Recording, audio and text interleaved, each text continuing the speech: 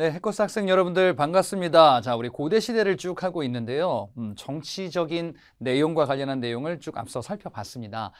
삼국시대부터 통일신라 발해 그리고 이제 통일신라가 어떻게 마지막이 좋지 않았는가와 관련한 이런 정치 변동들에 대한 내용을 쭉 살펴봤었습니다. 자, 이 시기와 관련한 이제 새로운 주제로 왔어요. 바로 경제, 사회. 자, 당시 사람들은 어떤 경제 생활을 하였는가, 그리고 사회 모습은 어떤 특징들이 있었는가. 자, 이런 새로운 주제를 바탕으로 여러분들에게 소개를 해드리려고 하는데 또 신나게 한번 달려가 보도록 하겠습니다. 자, 이와 관련한 테마 하나 준비했습니다. 8번째 테마, 원조 한류. 자, 저는 이런 생각을 해요. 우리가 살고 있는 지금 이 시기가 어찌 보면은 대한민국의 전성기일 수도 있어요. 이게 언제까지 갈지 모르겠는데, 예. 대한민국의 문화다가 뭐 K컬처부터 해가지고 한국의 막 음식들, 그 다음에 막 굉장히 많은 작품들, 그렇잖아요. 정말 생판 모르는 나라 사람들이 막 무슨 우리가 먹는 그런 라면 막 먹고 있고, 그 다음에 우리가 보는 드라마 보고 있고 막 이렇단 말이죠. 자, 이런 우리 한류의 시대에 살고 있는데 이런 한류가 이전에도 있었던 겁니다. 무려 고대시대 통일신라와 관련한 내용이 있었어요. 자, 하나 볼게요. 어떤 사람이요, 우리나라가 아닌 다른 나라 중국에 절을 만들어요. 이 절에는요, 우리나라 사람들, 외국에 살고 있었던 우리나라 사람들이 많이 있었는데 그 사람들이 모여서 대화도 나누고 모임의 장으로서 당시의 종교인 부처님에게 자신의 복을 빌기도 하고, 그 다음에 서로에게 덕담도 나누고, 그리고 필요한 거 챙겨주기도 하고 막 이러고 있었던 거점이 하나 있었습니다. 이거를 만든 사람이에요. 필요성을 느낀 거예요. 비록 우리가 외국에 있지만 우리 문화를 바탕으로 우리만의 공동체를 만들어야겠다라고 생각한 거예요. 그래서 봤더니 이제 이런 것들, 물론 이제 진짜 이런 게 있는 건 아니었겠지만 많은 사람들이 교류하는 여러 거점들이 만들어진 거예요. 저기 미국에 가면은 이런 거 있거든요. 코리아타운. 네. 전 세계에 코리아타운이 있는 동네들이 있는데 미국 LA에 가면은 코리아타운이고, 거기는 한국인들 되게 많아요. 물론 저는 가보진 못했으나, 예, 실제로 우리 문화의 거점, 외국에 있지만 이렇게 된대. 그래서 이런 우리 한류의 시대에 봤을 때 다른 외국인들이 코리아타운 와가지고, 우와, 여기 이렇게 맛있는 음식이 있구나. 한국 사람도 이렇게 사는구나. 야, 우리도 이거 배워가자. 라는 이런 문화교류의 거점 역할을 하기도 한대요. 신라도 이런 비슷한 게 있었던 겁니다. 그리고 당시 신라와 중국이 교역을 하는 데 있어서 무역을 하면서 사고 파는 물건들, 그런데 말이에요, 배를 통해서 무역을 하고 하는데 중간에 막 나쁜 강도들이 이걸 빼앗기도 하는 거야. 이거를 교통 정리해야겠다. 이런 무역선들이 막 다니는데요, 여기서 막 해적단이 와가지고 뺏고 막 하는 일이 빈번했던 당시에 이런 질서를 주도했던 사람이 해적들을, 우리 신라인들을 괴롭히는 해적들을 수탁하는 거예요. 그러니까 이 바다가 안전해진 거예요. 소문이 난 거예요. 이분만 믿고 장사를 하면은 안전할 수 있다. 외국, 다른 나라, 우리나라뿐 아니라 일본 사람도 교역할 때 또는 왔다 갔다 할 때 이 사람한테 잘 보이려고 그래요. 동아시아 일대에서, 우리나라, 중국, 일본 일대에서 엄청나게 유명했었던 이른바 한류스타 같은 사람이 있었습니다. 자, 이 바다를 장악하면서 바다의 왕자라고 불렸었던 인물입니다. 바로 해상왕 장보고라는 인물이에요. 신라에서 당시에 국제적으로 큰 명성을 얻었었던 이런 인물로서 우리나라뿐 아니라 중국에도 이 사람을 기리는 동상이 있고요. 일본에도 이 사람을 기리는 비석이 있어요. 우리나라에도 당연히 있고요. 아시아에서 굉장히 큰 영향력을 끼쳤었던 인물이구나. 경제적인 영향. 그런데 정치적으로도 무슨 사건이 있었던 거 앞서 잠깐 봤었는데 그거 다시 한번 말씀드릴게요. 그래서 원조 한류이자 바로 바다의 왕자다. 바다의 왕자 누군가요? 이분이시죠. 그지? 당신이 진짜 바다의 왕자. 누굽니까? 장보고입니다. 이와 관련한 내용이 숨겨져 있습니다. 하나씩 한번 우리 경제편 주제, 사회편 주제를 하나 둘씩 벗겨보도록 할게요. 자, 우리가 먼저 봐야 되는 거는요, 경제편인데 경제편이든 사회편이든 이게 도대체 무슨 뜻이지? 개념들을 이해하셔야 돼요. 자, 앞서 여러분이 봤었던 정치적인 사건들 있잖아요. 무슨 얘기냐면은 어느 왕 때 무슨 일이 있었고 어떻게 싸워가지고 무슨 전쟁이 벌어졌고 또는 그 안에서 무슨 반란이 벌어졌고 이야기가 이렇게 흘러가는구나 라고 이해를 하셔야 되는데 지금 여기서부터 보는 거는요. 뭘 보셔야 되냐면은 이게 뭔 뜻이야? 이게 그런 얘기였어?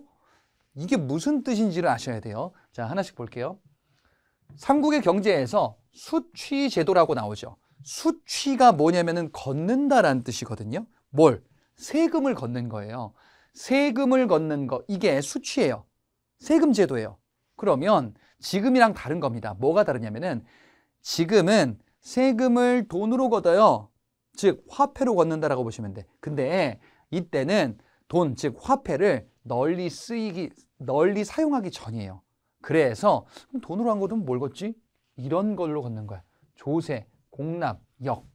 자, 조세는 토지 주인들에게 세금을 걷는 건데요. 이거는 뭘 걷는 거냐면은 주로 곡식을 걷을 거예요.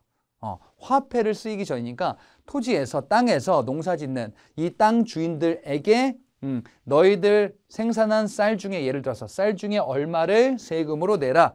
이걸 국가 재정으로, 국가의 살림살이로 쓰는 거예요. 공납은 그 지역의 특산물들을 걷는 겁니다. 야, 너네 지역 상주 지역은 꽃감이면 꽃감을 바쳐라. 너희 지역은 생선이 많이 나고 조기가 많이 나오네. 조기를 바쳐라. 이런 식으로 특산물 공납이라고 하는 제도도 운영이 될 거예요. 그 다음에 역은 이거는 뭔가를 걷는다기보다는 부려먹는 거예요.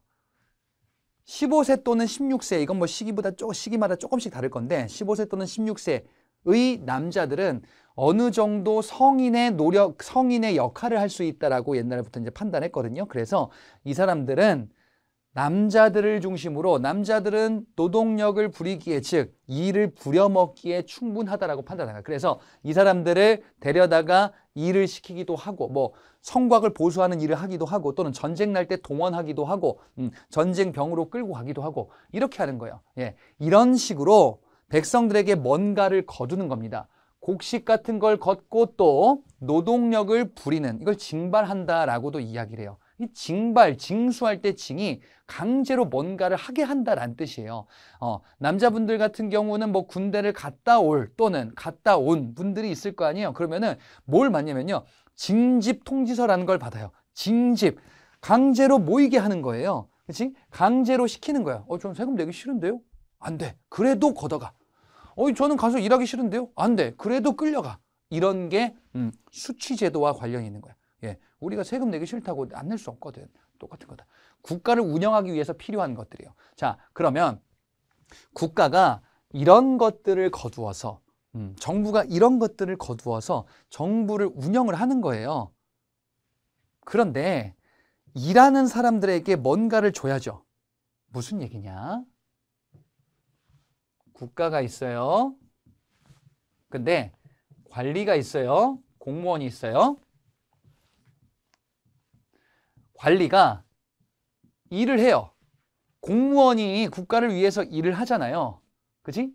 일을 한다라는 거를 뭐라고도 이야기를 하냐면요. 직역을 부담한다 이렇게도 이야기를 해요. 직분에 따라서 직업으로 역할하는 거예요. 그러면 뭔가를 줘야죠. 뭘 줘야 돼? 월급 줘야죠. 내가 관리 공무원이에요. 그러면은 출근해서 일하고 뭐 서류 처리하고 그다음에 시키는 거 하고 뭐 대민지원 나가고 뭐 이런 것 좀 하면은 돈을 줘야 먹고 살 거 아니야. 뭔가를 줘야 되는데 화폐를 쓰기 전이지. 그래서 뭘 줄 거냐? 이런 것들을 해라고 줄 거예요. 이런 것들을 해. 무슨 얘기인지. 자, 내가 신라의 왕입니다. 신라의 왕인데 여기가 신라예요. 자, 신라를 다스리고 있어요. 근데 내 밑에 귀족 공무원들이 있어요. 그러면 걔네들이 일을 할 거 아니야. 그럼 걔네들 뭘 줘야죠. 뭘 주냐? 야, 내가 신라의 왕으로서 신라 정부가 조세, 공납, 역 이런 것들을 백성들한테 걷고 있거든. 그 중에서 요 동네는 네가 걷어. 그거 갖고 먹고 살아 네가. 그게 월급이야 너의. 이런 거야. 요 동네는 그거 갖고 네가 먹고 살아. 그 동네, 그 토지에 대해서 이런 것들을 거두어 드릴 수 있는 권리를 줄게 라고 하는 거예요. 그렇게 하는 거를 뭐라고 하냐? 노급이라 그래요. 노급. 노급 땅을 준다라는 거는 그 지역에서 네가 국가처럼 이런 거 걷어가지고 그걸로 먹고 살아 라고 하는 거예요. 다른 관리한테는 다른 지역에 대한 노급을 주겠죠. 그치? 그래서 귀족에게 일을 한 대가를 주는 거예요. 그거를 이거예요. 이거 V 표시한 거예요. 이 대가를 주는 거야. 그 토지에 대한 권리를 주는 겁니다. 조세 노동력 징발까지 가능하다. 무슨 얘기냐? 공물을 주고요. 공물을 거둬들일 수 있죠. 뭐 쌀을 세금으로 거둘 수 있잖아요. 이거 조세. 그 다음에 노동력. 그 지역의 사람도 부려먹을 수 있잖아요. 남자들. 그렇지? 이거 다 할 수 있게 해주는 거야. 그러면 내가 신라의 귀족이요. 노급을 받았어. 이 지역에 대한 노급을 받았어. 그러면은 그 지역에서 세금도 내가 걷고, 그 다음에 그 지역에서 내가 마음대로 사람들, 백성들도 부려먹는 겁니다. 이렇게 할 수 있는 거예요. 그거 가지고 내가 먹고 살고 귀족의 지위를 유지하는 겁니다. 이게 노급이란 말이지. 그런데 비슷한 개념이 있어요. 시급이라는 것도 있어요. 시급과 노급은 비슷해요. 비슷한데 시급은 왕족이나 공신들, 공을 세운 신하나 아니면은 좀 더 고귀한 왕의 그 이제 막 자손들, 이런 사람들에게 뭔가 특별히 주는 거예요. 근데 주면은 그 시급의 땅에서 마찬가지로 마음대로 거두어 드리는 거야. 그치? 이게 시급과 노급에 대한 내용이다. 그래서 요것들을 국가가 아닌 관리들 또는 관리들은 누가 하는 거냐? 귀족들이 하는 거거든요. 귀족들이 백성들에 대해서 요거를 이제 권리를 행사하면서 먹고 사는 이 개념이다. 요 개념을 반드시 알고 계셔야 돼요. 자, 하나 더. 상업은 어떻게 발달합니까? 사람들이 모이고 물자가 풍부해지면은 교역을 할 거예요. 교역한다, 시장 거래, 마트 같은 게 만들어지는 거예요. 정부가 이걸 만들어서 감독할 수 있는 관청도 두는데 지증왕 때 동시전이라는 감독 관청을 만들 거야. 예, 경주 동쪽에 시장 만든 거예요. 동시. 그리고 그를 감독하는 시장에서 이 물건 거래가 잘 이루어지고 있는지 정부가 이걸 관리를 해주는 거예요. 예, 동시전. 아, 상업도 요렇게 발전하면서 시장도 만들어지는구나. 그래요. 이게 삼국시대 때 이런 것들이 만들어져요. 자, 그런데 이제 중요한 게 나옵니다. 어이, 뭐가 뻥뻥뻥뻥. 하나씩 보겠습니다. 근데 여러분들 이거 배운 거야. 신문왕 때 어떤 일이 있었냐면요. 관료전을 지급하고요. 노급을 폐지한다. 이런 얘기를 봤어, 이미. 신문왕 때 관료전을 지급하고 노급을 폐지한다. 이걸 봤죠. 자, 요거를 조금 더 자세하게 이해를 해보는 거예요. 자, 우리가 노급이 뭔지는 봤죠. 자, 노급은 뭐냐? 앞서 본 것처럼 관료전과 노급을 한번 설명해 볼게요. 노급 먼저 보자면 노급은 조세도 거두어 드릴 수 있고 노동력도 징발할 수 있다 그랬어요. 그럼 이건 무슨 얘기냐? 국가처럼 곡식을 세금으로 내가 받은 토지에서 거두어 드리고 내가 받은 토지에서 백성들을 부려먹을 수도 있는 이런 권리를 가지고 있는 토지가 노급이라 그랬죠. 근데 신문왕 때 뭘 시행하냐면요. 관료전이라는 걸 시행해요. 관리들에게 관료전을 지급할 거예요. 관료전은 조세를 거두어 드릴 수는 있는데 노동력을 징발하는 것이 불가능해요. 이게 관료전과 노급의 차이예요. 그러면 내가 관리입니다. 관료전을 받았어. 그러면 이 관료전을 받은 땅에서 백성들한테 세금 거둘 수 있어요, 없어요? 있죠. 근데 관료전 땅으로 받은 땅에서 그 백성들을 마음대로 징발, 즉 마음대로 일을 시켜 먹을 수 있어, 없어요? 없어요. 노급은요? 있잖아. 그렇지? 그러면 관료전을 지급하고 노급을 폐지했다라는 얘기는 무슨 얘기냐면은 노동력을 마음대로 부릴 수 있는 권한을 없애버린 거예요. 이 두 개를 합치면 그렇게 되잖아. 그렇지? 합치면 요건 그대로고 요거는 없어졌네?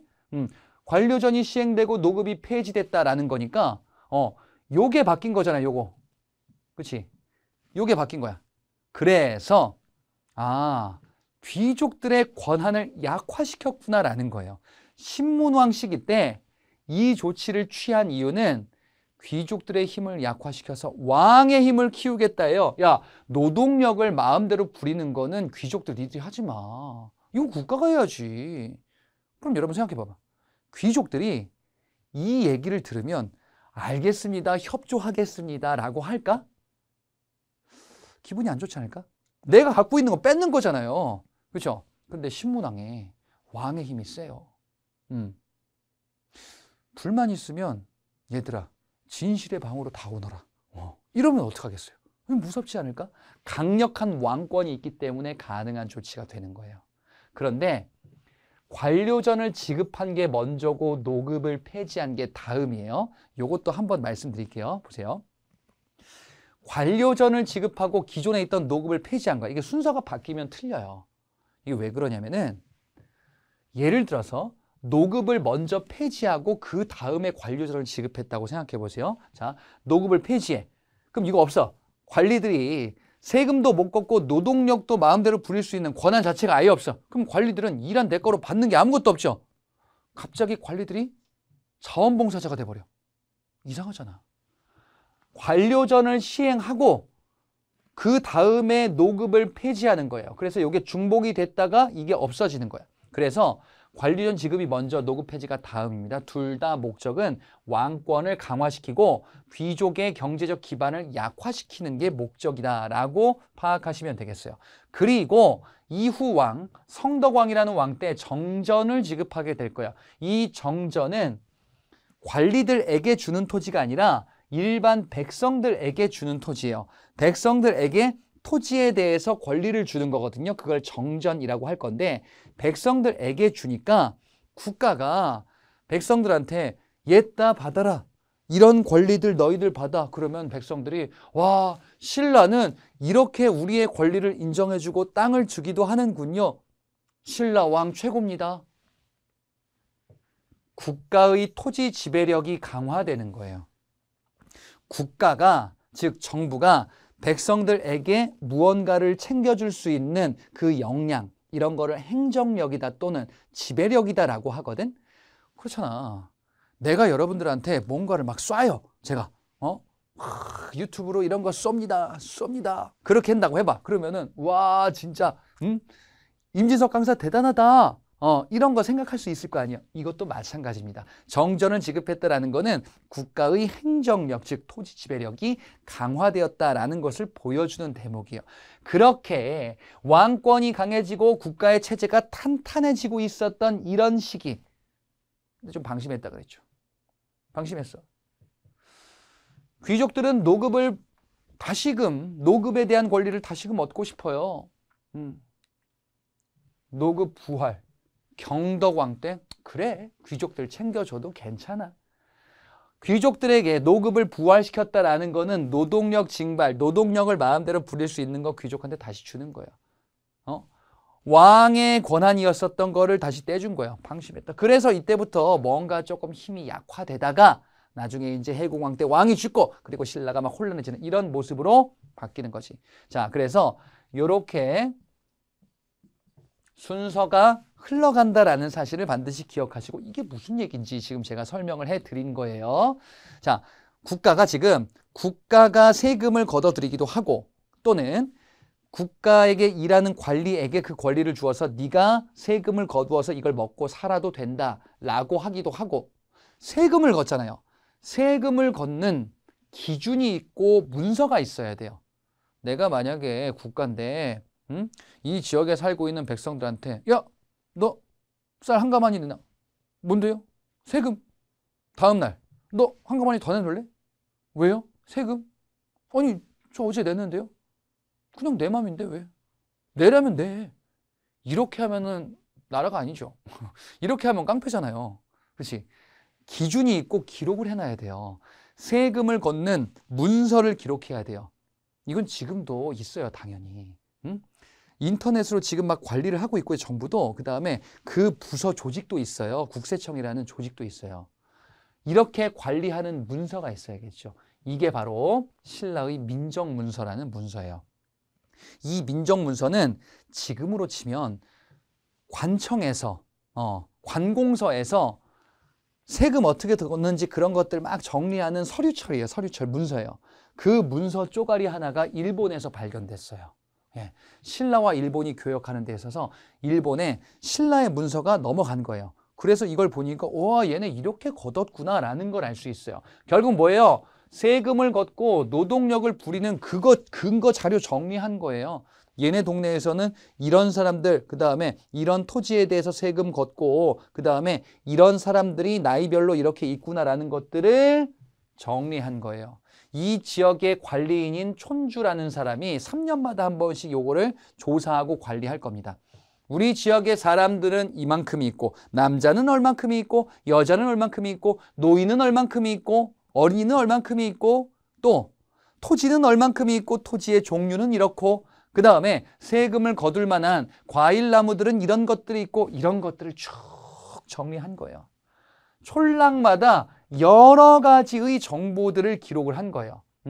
호별로 집집마다의 정보, 사람의 인구의 동태, 그리고 토지의 현황, 이런 여러 가지 것들을 기록한 공문서, 이게 바로 민정문서입니다. 자, 그러니까 이게 별게 아니고요. 좀 아까 본 것처럼 이런 거 세금 걷는 데 있어서 이 세금 걷는 자료들, 그 동네의 정보들을 기록한 게 바로 이름이 뭐라고요? 민정문서라고 합니다.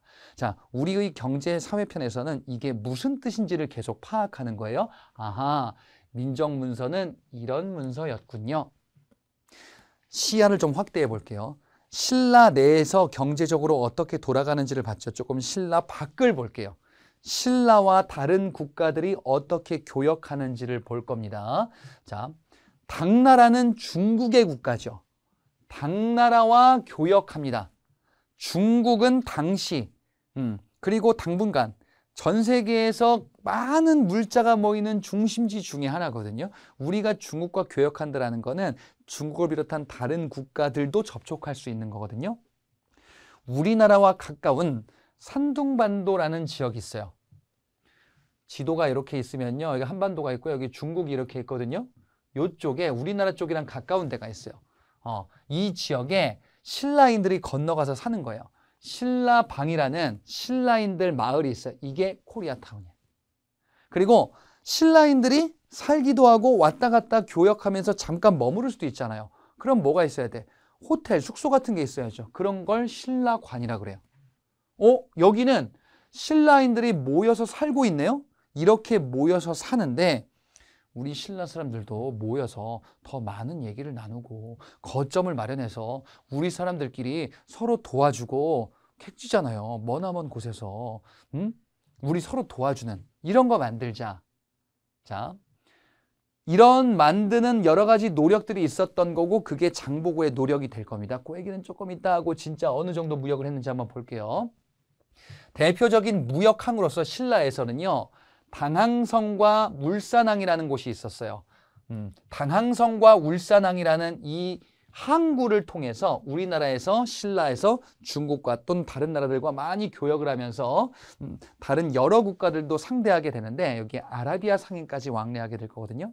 아라비아 상인, 이 아라비아는 어디냐면은 지금의 중동 쪽이라고 보시면 돼요. 또는 뭐 아랍 쪽. 자, 보세요. 신라 경주의 왕릉에서 발견된 이런 유물이거든요. 사람의 얼굴이 있는데 여러분 쓱 보면은 코가 크고 눈이 이렇게 깊고 굼뿍 파여 있고 그 다음에 입도 굉장히 크고 전형적인 한국인 모습이 아니거든요. 서역인이라 그래요. 서역인이 바로 지금의 서남아시아 쪽. 우리가 보통 중동, 아랍 쪽, 석유 많이 나오는데 사막 이런 쪽 있잖아요. 이쪽 관련된 사람들이 신라까지 오면서 교역을 한 거야. 그게 바로 아라비아 상인들까지 왕래했구나. 신라는 중국과도 교역하고 중국을 비롯한 다른 나라와도 활발히 교류했었던 이런 국가구나. 특히나 경주 옆에 울산항이 국제무역항으로 많이 번성하고 외국인들도 올 겁니다. 그리고 우리나라 사람들도 당나라 가서 살기도 한다 그랬죠. 그래, 이제 이 사람 얘기를 하려고. 장보고와 관련한 내용을 이야기를 해보려고 합니다. 국제적으로 우리가 외국에서도 살고 외국 사람들이 우리나라를 방문하기도 하고 그래. 근데 중국 산둥반도 지방에 신라인들이 많이 거주하고 있다 그랬어요. 이 신라인들 거점을 마련할 겁니다. 그게 바로 법화원이라는 거점이에요. 이건 뭐냐면은 신라인들이 다니는 바로 사찰이에요. 절이에요. 예. 많은 신라인들이 불교 신자였었거든. 그래서 우리가 이 절에 모여가지고 서로 도와주자라는 거야. 이러면서 신라인들끼리 일단 으쌰으쌰 하면서 서로 상부상조 해주는 거지. 이런 거점이었었어요. 예. 이 장보고란 인물은 어디서 갑자기 갑툭튀한 인물이냐? 이 사람은요, 원래 신라의 평민으로 태어난 사람이에요. 신라의 평민으로 태어났는데 내가 좀 싸움 좀 하는 것 같아. 그래서 나의 능력을 바탕으로 성공하고 싶어. 근데 신라에서는 신분의 한계가 있으니까 안 되는 거예요. 중국 당나라로 가요. 거기에서 성공을 하는 거야. 거기에서 당나라의 어떤 군사 지휘관 역할을 맡아요. 군인이 된 거예요. 당나라에서 군인이 돼서 지내다 보니까 신라인들이 당나라에 살고 있네? 이걸 본 거야. 신라인들을 위해서 내가 뭔가 도와주고 싶다. 왜? 나 신라 사람이잖아요, 장보고는. 뭔가를 도와주고 싶은 거예요. 그래서 이런 거 만든 거예요. 법화원 이런 거 만드는 거예요. 그러면서 외국에서 지금 당나라에서 신라인들이 와서 교역하는데 도와주기도 한 거점을 마련해 준 건데, 근데 뭘 또 알게 돼요. 신라인들이 교역을 하는 데 있어서 해적들이 신라인들을 괴롭히는 거예요. 신라인들을 잡아다가 노비로 팔려가기도 하는 거야. 팔아넘기기도 하는 거예요. 사람을 납치하는 거야. 그리고 물자를 도둑질해 가기도 하고, 이런 일들이 많아서 신라인들이 피해를 보고 있는 걸 장보고께서 안 거예요. 그래서 어떤 결심을 하냐? 안 되겠다. 내가 군인이었잖아요. 그러니까 뭔가 좀 세력을 끌어모으고 해가지고 이거를 해적들을 좀 소탕하는 좋은 일을 해야겠다. 그래서 당시 신라 왕한테 접촉을 해요. 뭐라고 하냐? 이런저런 것 때문에 신라가 어려워요. 그러니까 저 신라 땅에서 군사 거점을 마련해가지고 좀 도와주고 싶어요. 그래서 설치한 게 바로 청해진이에요. 지금의 완도 쪽에다가 청해진을 설치해서 뭐 하려고 한 거야? 해적을 소탕하려고 한 거예요. 그리고 해상 무역하는 데 있어서 해적들이 괴롭히는 거를 차단시켜 주면은 우리가 안전하게 무역할 수 있잖아요. 그리고 우리가 중국과 일본에도 뭔가 좀 좋은 영향력을 끼칠 수 있잖아요. 그렇지? 문화적인, 경제적인 한류가 되는 거잖아요. 이게 바로 장보고가 생각했었던 바예요. 그래서 청해진 군사거점 안에서 해적들을 막 이제 소탕할 겁니다. 장보고만 믿으면 안전하게 서해안, 남해안 일대를 왕래할 수 있어 라는 소문이 퍼진 거예요. 중국 사람도 그렇고 일본 사람도 그렇고 왔다 갔다 하려면은 장보고한테 편지 보내가지고 잘 협조만 하면 돼. 이랬었던 장보고, 그랬던 장보고가 어느 날 누구의 연락을 받은 거야? 여러분 앞서 봤죠? 요 앞단에서 김우징이라는 신라 왕족의 연락을 받은 거야. 뭐 도와주시오 대사 이거야. 왜? 왕이 쟁탈전이 있었던 거예요. 그래서 장보고가 도와줬던 거죠. 그 사람이 왕이 된 거고, 그 다음에 딸과 혼인하기로 약속했다가 일이 꼬여진 거죠. 그리고 장보고는 힘이 너무 세지다 보니까 신라뿐 아니라 아시아에서 힘이 되게 세졌잖아요. 신라 왕족들이 장보고를 가만두지 않겠다. 왜? 위험 인물이다라고 본 거예요. 그래서 결국에는 암살되는 겁니다. 이게 장보고의 난이었었던 거예요. 그 인물이 장보고다. 좀 아쉬운 인물이죠, 사실. 장보고가 죽고 나서 신라가 이 아시아 일대에서 이렇게 해상무역을 주도했었던 게 급격하게 약화될 겁니다. 자, 다음에 발해를 볼게요. 자, 발해는 농업도 발전하고 목축업도 발전했었다. 이런 국가다. 발해도 많은 특산물이 있었는데 지금으로 치자면 발해는 뭘 수출하냐면요. 장갑차, 탱크, 자동차 이런 걸 수출할 거야. 뭐냐 그게? 솔빈부 지역의 말. 예, 말은 이동수단이면서 전쟁할 때 말 타고서 기병을 운영하기도 하잖아요. 발해의 솔빈부라는 지역에서 말이 대표적인 특산물로 여러 지역에 많이 수출되기도 했었다라고도 알려져 있습니다. 그리고 발해 같은 경우는 만주 일대 저 북쪽에 있다 보니까 벼농사뿐 아니라 밭농사, 목축업 이런 것들도 많이 행해졌다라고도 알려져 있어요. 당나라의 여러 가지를 수출하고 수입하기도 합니다. 그러면서 중국 당나라와도 교역하고 신라와도 교역하면서 많은 문물 교류를 발해 역시 주도하게 될 거예요. 자, 당나라와 교역하는 교역로 길을 영주도다라고도 이야기를 해요. 발해는 영주도라는 길을 통해서 당나라와 교역했구나. 일본과도 교역하고요. 신라와도 교역할 겁니다. 신라와 발해가 교역하는 그 교역길, 교역로를 신라도라고도 이야기를 해요. 아, 그래. 발해도 역시나 신라처럼 열심히 주변과 교역하면서 친하게 지내려는 노력을 하기도 했구나. 이렇게 파악을 하시면 되겠습니다. 자, 다음에는 삼국의 사회에 대해서 한번 보도록 할게요. 자, 옛날 사람들 사회 모습은 어땠는지 우리가 너무너무 알고 싶은데 이 부분 내용이 별로 없죠. 예, 왜냐하면은 기록된 것들이 많지는 않기 때문이에요. 그래서 우리는 당시에 기록된 당시 모습의 일부 면면 단편적인 모습을 중심으로 하여 이때 사람들의 사회 모습이 이랬구나 정도를 파악할 수가 있겠습니다. 자, 그리고 피지배층,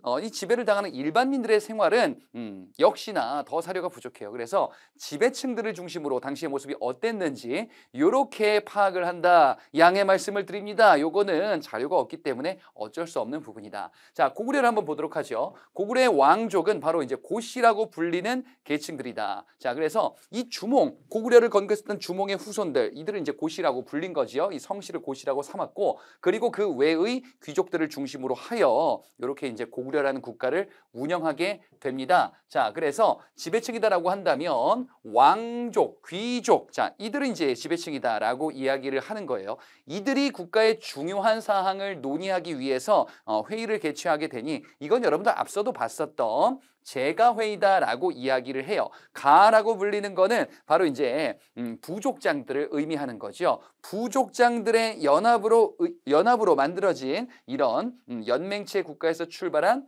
삼국. 이 부족장들이 귀족으로 편입이 되는 겁니다. 그래서 이제 지배층, 지배층들을 중심으로 국가를 운영하게 되는 모습으로 이어지고요. 지방행정 같은 경우에는요, 욕살, 철역은지와 같은 이런 직책들 또한 있더라. 눈으로 한번 확인해보고 넘어가시면 되겠습니다. 백제 한번 볼까요? 백제의 왕족은요, 놀라지 마세요. 성씨가 뭐냐? 부여씨입니다. 자, 여기서 부여씨는 뭐냐? 바로 부여, 우리가 알고 있는 국가, 부여, 여기다.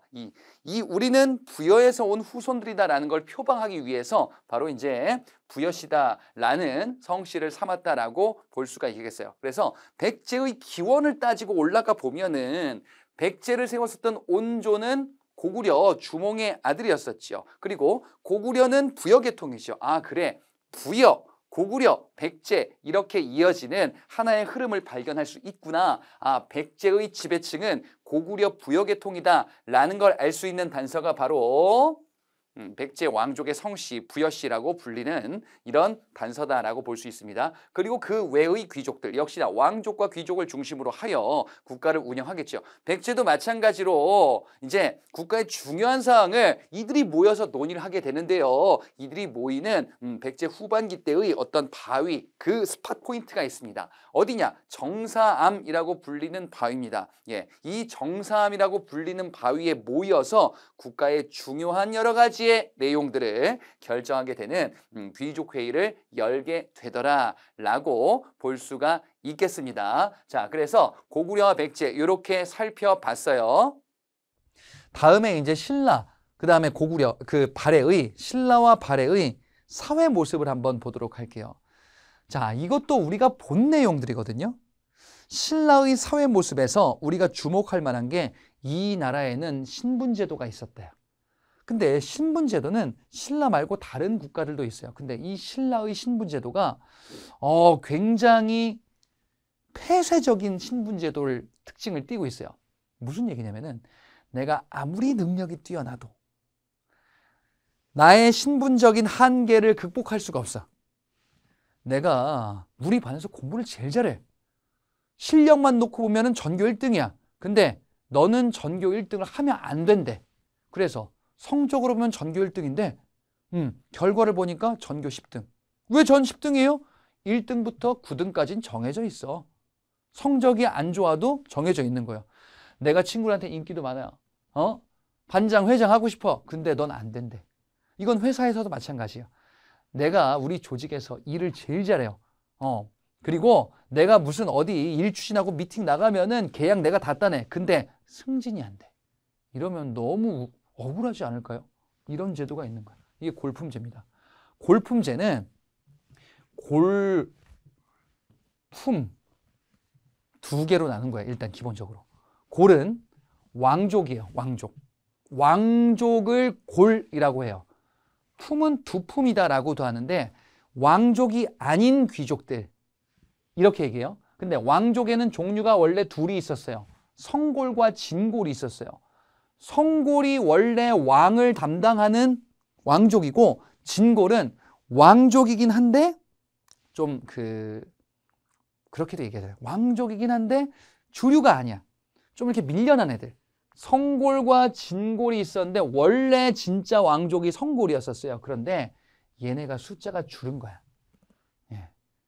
성골이 왕위를 이을 수 있는 성골이 시간이 갈수록 없어진 거예요. 아이를 잘 못 낳았던 거야. 그리고 원래 아주 일부였었고 그래서 진골이 왕위를 차지하기 시작해요. 그 최초가 누군지 아세요? 김춘추예요.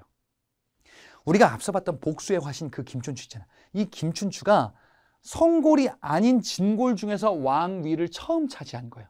그래서 앞으로 신라는 왕족이 진골이에요. 그리고 6두품부터 1두품까지 있거든요. 이들이 왕족이 아닌 귀족들인데 그 중에서 가장 신분이 높은 계층들이 6두품이에요.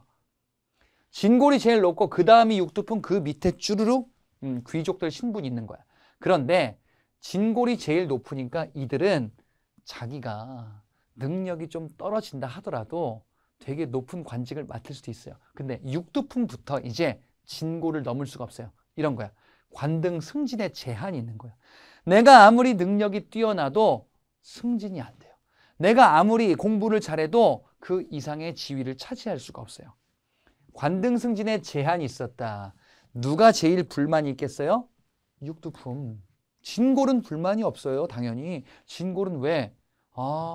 나 하고 싶은 거 그냥 마음대로 할 수 있어. 왜? 내가 가장 높은 신분이니까. 근데 6두품부터 제한이 있는 거야. 물론 5두품, 4두품 쭉 제한이 있을 건데 6두품이 불만이 제일 많을 겁니다.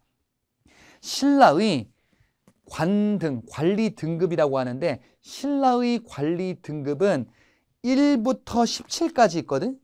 1등급부터 17등급까지 있는데 6두품은 6관등, 6등급 위를 차지할 수가 없는 거야. 그러니까 1부터 이렇게 있는 거야. 1부터 17까지 있는데 6까지 만승진이 되고 1부터 5 여기 위 이상은 6두품이 승진이 안 되는 거예요. 여기는 누구만 독점하냐? 진골만 독점하는 거예요. 예. 그래서 관등 승진에 정치 운영하는 데 있어서 여기에 좀 불만이 있었겠고 근데 이뿐만 아니라 일상생활까지도 규제가 돼요. 무슨 얘기냐면은 야, 몇 급 공무원 이상은 몇 평대 집에서 살 수 있어. 근데 너 공무원 급수가 그거밖에 안 돼? 그러면 너는 30평대 이상 집에서 살 수 없어. 아니 넌 공무원 급수가 9급밖에 안 되는데 집에 방이 3개가 있어? 안 돼. 아니 뭐 그런 게 어디 있습니까? 그런 게 여기 있습니다. 일상생활까지도 규제하는 거예요. 그러니까 진골만 좋고 나머지는 불만들이 많았겠죠. 그래, 이 6두품이 나중에 그래서 호족과 손을 잡고 신라 정부 말고 다른 나라 만들어야겠다. 이렇게 가는 겁니다. 또 하나의 현상, 화백회의라는 신라에서는 뭐가 있냐면요. 바로 귀족들의 회의가 있어요. 귀족들의 국가를 운영하는 회의로서는 신라의 화백회의, 그리고 고구려도 회의가 있고 백제도 회의가 있어요. 고구려의 회의로서는 제가회의, 백제는 정사암회의, 신라는 화백회의라는 이런 제도가 있습니다. 자, 이 제도는 국가를 운영하는 제도예요.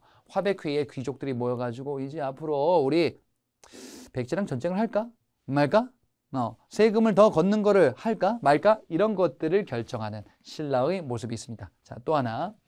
신라의 사회 현상으로서 청소년들 수련단체, 청소년들이 모여서 열심히 자기의 실력도 키우고 그 다음에 체력도 키우고 그리고 학문도 공부하면서 머리도 키우고 똑똑하게 이렇게 했었던 신라의 청소년 집단이 있었으니 그게 바로 화랑도라고 합니다. 원래 화랑도는요, 청소년들이 모여서 이제 자신들의 친분을 도모하면서 국가를 위해서 뭔가를 한번 해볼까? 라고 했었던 이런 사적인 조직이었었어요. 그랬다가 진흥왕 때 국가 조직으로 개편하면서 지원을 해주는 거예요. 이거 진흥왕 때 봤잖아요, 여러분들이. 그렇지? 화랑도는 그러면 뭘 어떻게 지켜야 됩니까? 그건 내가 알려줄게. 승려 원광이라는 사람이 화랑이 지켜야 될 5개의 계율을 만들 거예요. 너희들 화랑이라면 이렇게 생활해야 돼. 전쟁터 나가지고 도망가면 안 돼. 부모님께 효도해야지. 국가에 충성을 다해야 된다. 친구끼리는 믿고 사귀어야 돼. 친구끼리 막 거짓말하고 이러면 안 된다. 그 다음에 동물도 막 함부로 죽이고 이런 거 하면 안 돼. 라는 세속 5개라는 것을 지어서 화랑의 계율, 이 바로 규칙으로 삼기도 할 겁니다. 자, 통일신라와 발해 사회 모습이 어떻게 바뀌는지 우리는 이미 봤어요. 통일신라는 지금 육두품에 불만이 있죠. 왜? 왜 육두품에 불만이 있어요? 바로 좀 아까 봤었던 그 제도, 골품제. 육두품은 진골이 차지할 수 있는 그 지위를 차지할 수 없죠. 특히나 신라 말 때 진골들은 왕위쟁탈전을 전개하면서 내 힘을 키울 거야 하며 육두품의 자리, 육두품이 가져가야 될 것들도 막 뺏는 겁니다. 불만이 있겠죠. 그래서 육두품은 누구와 연대했을까요? 호족과 연계하여 새로운 사회를 만들겠다라고 했지. 이 시기가 신라 말 또는 신라 하대라고 또 했었죠. 신라의 가장 뒷부분이지. 그렇지? 이렇게 육두품이 호족과 연계하며 한편으로는 농민들의 불만은 점점 커지고 농민들 반란이 벌어지게 되니 원종과 애노의 난이라는 사건도 봤죠. 그래서 어떻게 되죠? 이러한 혼란들이 결국에는 후삼국 시대로 이어지게 되었다. 결국 신라는 멸망하게 될 것이다. 라는 사회 현상들을 우리가 앞서 살펴본 거예요. 발해는 어떤가 보자. 발해는 이것도 여러분들이 봤어요. 지배층이 대씨와 고씨 등의 대부분 고구려 계통의 사람이에요.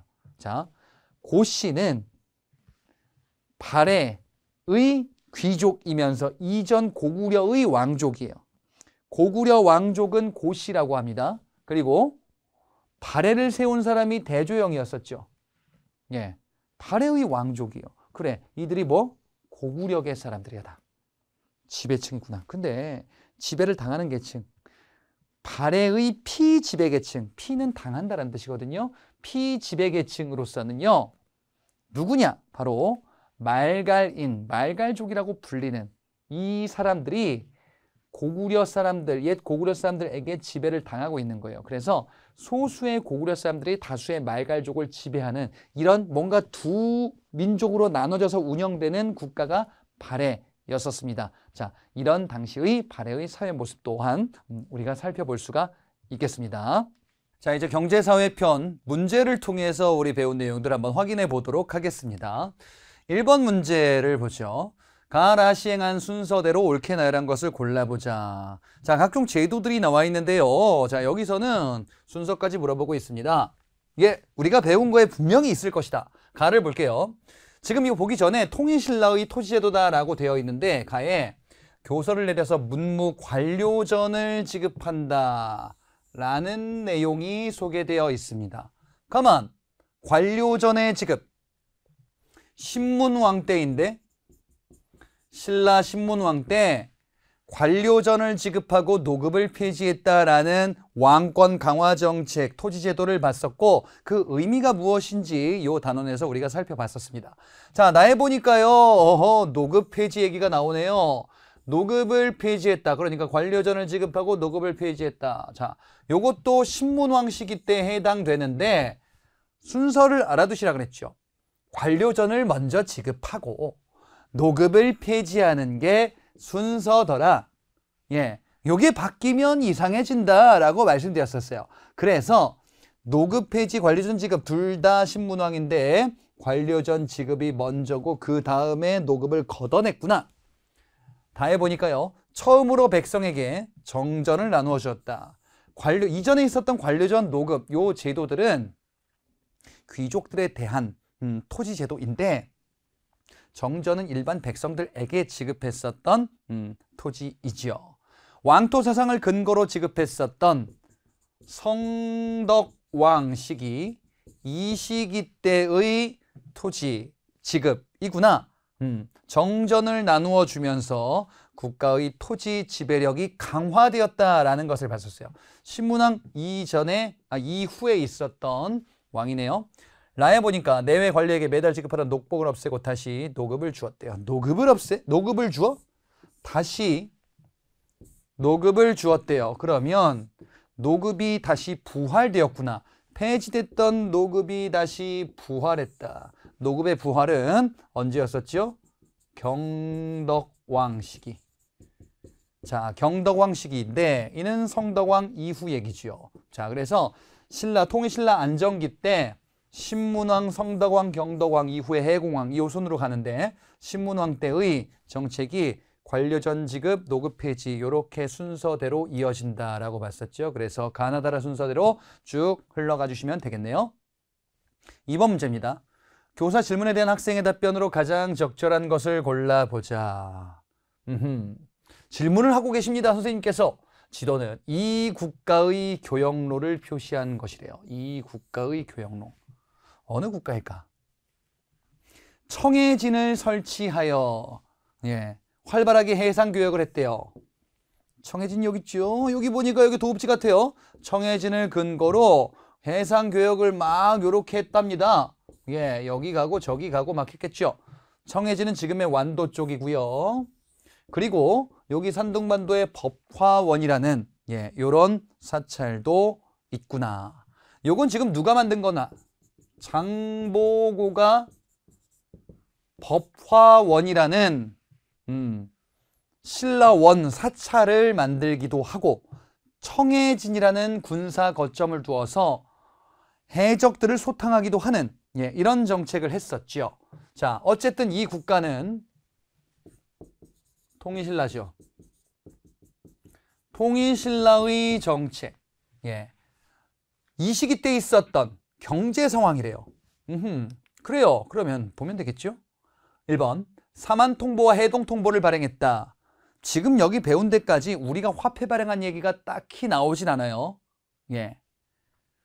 화폐 발행 얘기는 고려시대 가서 나옵니다. 사만통보, 해동통보는요. 고려가 발행했었던 화폐 중에 이런 게 있습니다. 2번 특산품으로 솔빈부의 말이 유명했다. 솔빈부의 말은 발해의 특산물이에요. 발해 솔빈부 그곳의 말 이것을 수출하기도 했습니다. 3번 고구마 감자 여태 나오면 안 돼요. 고구마 감자는 조선 후기 들어서 들어온 외래작물이에요. 이 시기 때는 이 땅에 존재하지도 않았다. 조선 후기. 4번 특수행정구역인 소에서 여러 물품을 생산했다. 특수행정구역은 여러분 앞서 지방행정에서 봤었는데 이 지역은 차별받는 지역이라 그랬어요. 근데 향과 부곡이 있었죠. 향과 부곡 그 다음에 소까지 얘기할 거거든요. 근데 향과 부곡은 이전 신라에도 존재했었는데 소는 존재하지 않아요. 요거는 언제 나오냐? 요거는 고려시대 때 가서 등장하는 특수행정구역이에요. 그래서 소라고 되어 있네. 요거는 고려입니다. 5번 조세 수출을 위해서 3년마다 촐랑문서를 작성했어요. 다른 말로 민정문서. 3년마다 한 번씩 촌주가 작성하는 세금을 걷기 위해서 작성하는 경제현황 파악의 문서. 신라가 요거를 만들었다라고 살펴봤었죠. 자, 그래서 5번이 정답 국가를 구분하는 문제였었습니다. 3번 문제입니다. 가 국가의 경제 상황으로 옳은 것을 골라보자. 자, 가 국가 전성기를 딱 보니까 말이죠. 여기 한반도 북부부터 저기 만주 연해주 일대네. 상경을 비롯한 5개의 수도. 상경 용천부 수도. 전성기 해동성국이라고 불렸었던 그 발해. 이 발해는 솔빈부의 말이 대표적인 수출품, 당나라에 수출되기도 했었죠. 그래서 말을 많이 수출한 발해의 경제 상황으로 옳은 것을 골라주시면 되겠습니다. 다른 국가들이 또 보기에 있겠죠. 자, 일본에 보니까요. 병란도를 통해 아라비아 상인과 무역했다. 아라비아 상인은 이때는 아직은 없습니다. 자, 병란도 나오는 요거는 뒤에 고려시대, 고려와 관련한 내용에서 병란도 항구를 통해서 외국의 사신들, 상인들이 많이 드나드는 이런 모습, 고려시대 때 등장해요. 2번 구황작물로 감자, 고구마 이거는 조선 후기 외래작물로 등장한다라고 봤었죠. 조선 후기 가서 다시 볼 겁니다. 3번의 해동통보 발행, 화폐 발행 얘기 마찬가지로 고려시대에 나온다고 했어요. 4번에 시장을 관리하는 관청인 동시전을 설치하였다. 동시전은 경주, 수도 금성 동쪽에 만든 시장 감독관청이에요. 그래서 신라입니다. 5번에 거란도 영주도를 통해서 주변국과 교역하였다. 자, 이 발해는요. 거란도, 거란 갑니다. 영주도와 조공도, 당을 가요. 신라도, 신라로 가요. 이런 모습. 일본도 바닷길을 통해서 일본으로 가요. 이렇게 주변국들과 교역하는 교역로가 발달하기도 했다라고도 알려져 있죠. 당나라와 신라 이런 국가들과도 교역이 있었구나. 예, 그래서 교역로 이런 겁니다. 발해에 해당하는 내용이었었어요. 자, 4번 문제 보겠습니다. 밑줄 그은 이 제도에 대한 설명으로 옳은 것을 골라보자. 어떤 제도일까? 축하드립니다. 이번에 대하찬으로 승진하셨다고 들었습니다. 고맙네. 하지만 육두품인 자네는 이 제도 때문에 더 이상 올라갈 수 없다는 것이 안타깝네 그려. 예, 매기는 거죠. 이 정도면. 그렇지? 아니 나는 승진했지만 자네는 안 되겠네. 예, 안타깝네. 무슨 제도 때문에 육두품, 자네는 육두품이라 안 되네. 나 그게 안타깝다.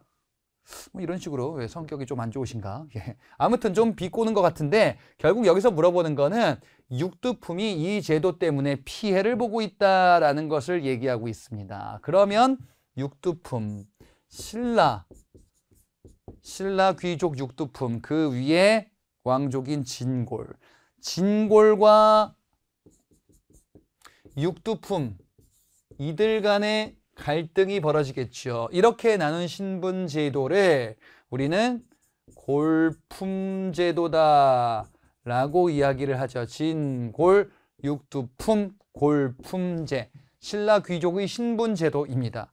이 골품 제도는 신분적 한계의 제약을 받네요. 특히나 육두품이 이런 불만이 상당히 많이 있었다라고 봤었고, 그리고 이 골품 제도는 정치 승진뿐 아니라 일상생활에도 많은 제약이 가해졌었던 제도입니다.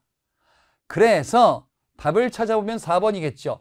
집과 술의 크기, 일상생활을 규제뿐만 아니라 당연히 정치 활동에도 제약이 있어요. 신분이 진골이 아니라면은 이런 제약들이 존재하는구나 라는 거죠. 신분 제도니까요. 나머지를 볼게요. 원화의 기원을 두고 있다. 화, 꽃화자예요. 무궁화할 때 그 화자예요. 꽃처럼 아름다운 청년들. 화랑도, 국가를 위해서 몸을 바치자. 화랑도, 신라의 청소년 조직입니다. 2번, 을파소 건의로 처음 마련되었다. 요거는 고구려에서 등장한 고국천왕 때 진대법이라는 제도죠. 백성들의 삶이 어려울 때 국가가 곡식을 내어주는 제도. 3번, 설의 관직 진출을 법으로 제한하였다. 요거는 조선시대에 가서 나올 겁니다. 조선시대 때 서얼들 과거 시험 응시 제한을 두기도 하는 이런 제도. 조선시대 서얼 차별 관련이 있어요. 5번, 문무 5품 이상의 관리를 자손을 대상으로 하였다. 5품 이상의 관리 자손을 대상으로 뭘 하느냐? 이들에게 특권을 줄 거거든요. 요거는 고려시대 나와요. 고려시대 관리 선발로서 음서라는 제도가 있을 겁니다. 고려시대 때. 예. 그래서 과거 시험의 예외로서 두는 음서제도라는 게 있을 건데 신라 때는 과거 시험제도 자체가 존재하진 않죠. 아무튼 이렇게 신분을 통해서 특권을 받기도 하는 그리고 차별받기도 하는 신분제인 이 골품제가 존재했다라는 거 파악해 주시면 되겠습니다. 자, 이렇게 보고요. 저는 다음 강에서 또 여러분들 찾아뵙도록 하겠습니다.